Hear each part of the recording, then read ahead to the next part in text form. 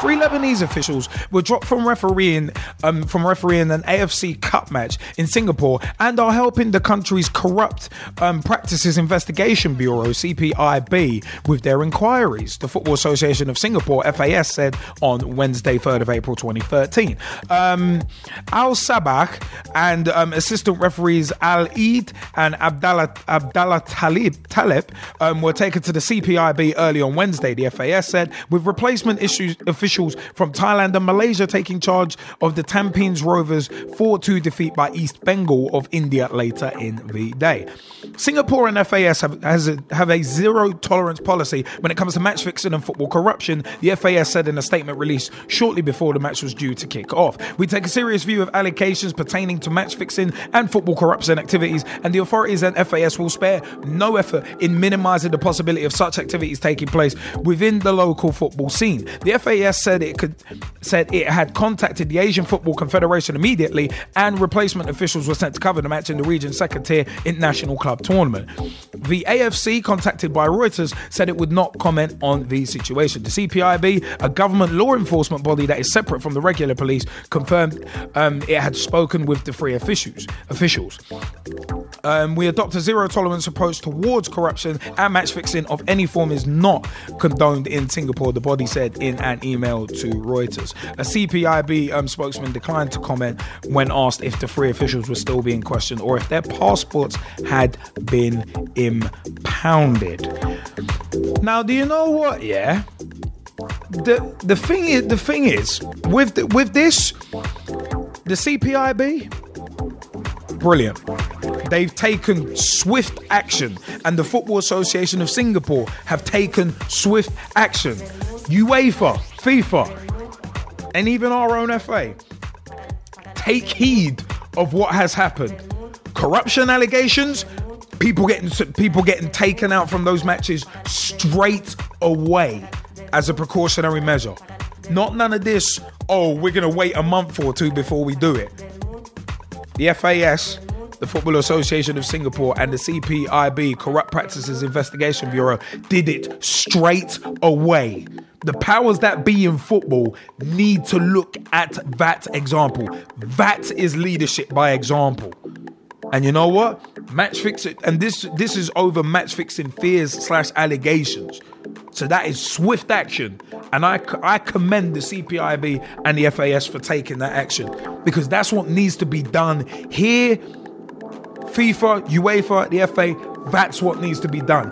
That's how you set an example. That's how you show leadership. That is how you deal with a potential problem. You nip it in the bud, sharpish, and investigate straight away. Not like the whole FIFA corruption thing, where it was like, oh no, we're gonna take a while to start an investigation. Oh no, we're gonna make a council of wisdom to investigate, where I'm gonna use all of my friends to help me investigate my own company. No. FAS, Football Association of Singapore, Corrupt Practices Investigation Bureau, congratulations. Thank you for taking action swiftly and showing certain entities how it needs to be and how it should be done. Gman Gezzie and anyone else, do you want to jump in on this issue? I was going to wait for the G-Man to go first, but seeing as he's taking his time, I figured I might as well jump in. And it reminds me of what I was saying about the salary cap in Serie B. Yeah, that we talked about last week, yeah. I was talking about last week, in the sense of, even though financial fair play should kick in across Europe very, very soon, Serie B have decided, I'm not going to wait for you. I'm going to go and secure something by myself. Right? And this is exactly the same thing as what Singapore have done in this situation. And I think, the powers that be in football really should be looking at these examples of what's happening in the footballing community and turning around and saying, right, look, these guys are the innovators, these guys are the leaders, these guys are the beacons. This is what we want you to do from now. And this is how we want you to do it. So why there's any more delay, I have no idea. But then the other thing that I want to say about it, aside from the powers that be, is that the individual leagues themselves should be looking at themselves to go and say, there's no real reason why we can't go and police ourselves. Do you see what I mean? Yeah. And then it's the same in terms of what I was saying with the salary cap in Serie B. There's no other reason why Serie A, the Championship, League One, League Two, even the Premier League, there's no reason why this can't be implemented Europe-wide by individual leagues. And then after we go Europe-wide, let's go across Africa, let's go across Asia, let's go across Australasia, let's go across America. And then after that, why not just have a overarching global rule as well that everybody agrees to? And I like the tune in the background, by the way. I used to play that one on student radio. I love it. We can't wait for the weekend to begin. Even though the weekend's ended, we're still having a party right now. Yes, sir. But G-Man, you wanted to jump in on this part? I just want to add something. Like, my gran always used to say this quote to me, people only look in the mirror, when they know dirt can be seen on them. People only look in the mirror when the dirt's seen on them. If people think nothing can be seen and they can get away with it, you've got a little stain in the inside of your jacket. You can just fold it, no one can see it, you can hide it, you can conceal it. And you know what? Just not conspiracy theory, but just from trying to think logically, maybe this is what that situation was. You know, they knew this lid could be blown out proportion, like what's happened with FIFA and what's happened with Sepp Blatter. It could have been blown out proportion. Strike it while the iron's hot. Yeah, they nipped it in the bud. Truly nipped it in the bud. Yeah, that's very true. And you know what? Big shout out to your granny for that as well. Yeah, exactly. That's the stuff. That's the stuff right there. I mean, Mike Harneman, you've been pretty opinionated in the Skype chat, and I think something from Big T as well. But Mike Harneman, have at it. What did you say in the Skype chat? Yeah, basically what I've said is it's something that should have started to happen years ago. It's kind of, yeah, they did something about it, but they said about it totally the wrong time. They should have done it a lot sooner than this. But still, at the same time, yeah, it's good that someone's actually done it now. There's an example there for people to look up to and to actually sort of follow up as well.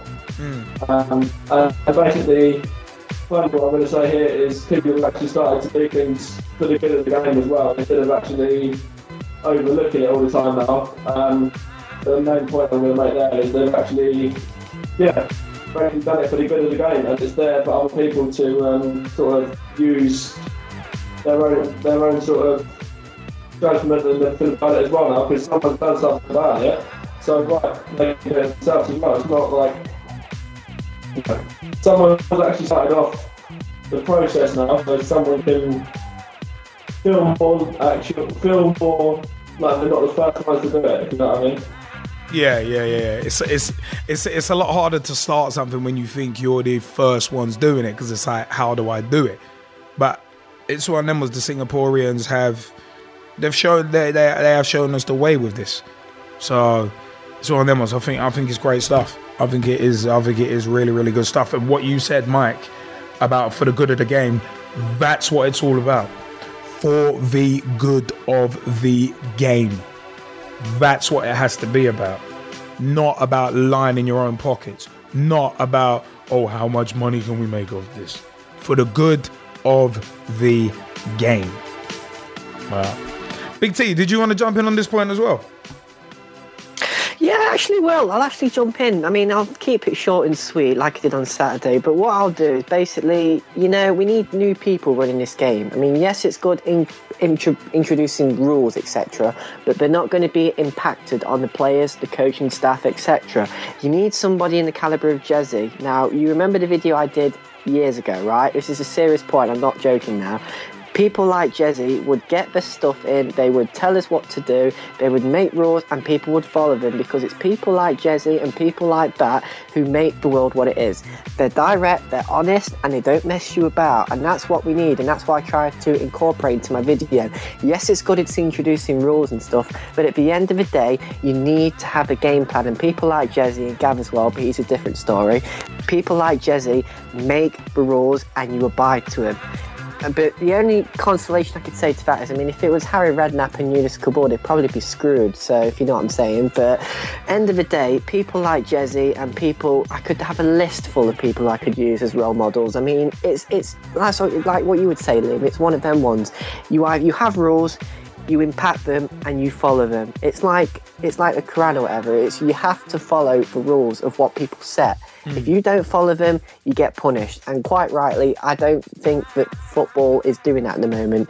They need to think themselves through, change the rules, and then follow someone in the impact of Gezzie. And then if they do that, I think the game will get better, in my opinion.